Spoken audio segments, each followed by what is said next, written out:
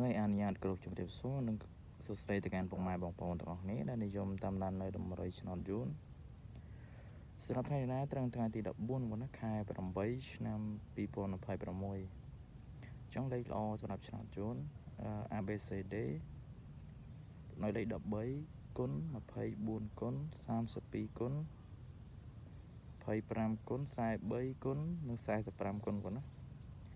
ចង់លេខយ៉ាងไรគឺបងឲ្យលេង ABCD បងណាលេខនេះគឺលេខជាលេខតម្រុយទេចង់លេខហ្នឹងអាច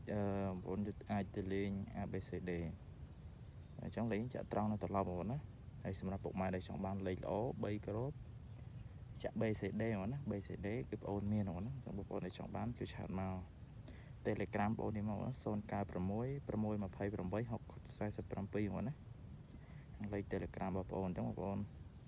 Facebook គឺបងអូនអត់មានទេឥឡូវដោយសារ Facebook ប្រើការបានទេបងណាវាឆាប់ខូចពេកបងណាបានហ្នឹងហើយចង់បាត់បងសោះអស់ចង់បងប្អូនចង់បានគឺតាក់ទងតាម Telegram ហ្នឹងមកបងណាហ្នឹងហើយចឹងសម្រាប់តម្រុយឆ្នោតជូនថ្ងៃទី14ហ្នឹងដែរគឺបងមានតែប៉ុណ្ណឹងទេបងណាហ្នឹងហើយជូនបងប្អូនហេងសំណាងល្អទាំងអស់គ្នាបងណាបាទសូមអរគុណច្រើន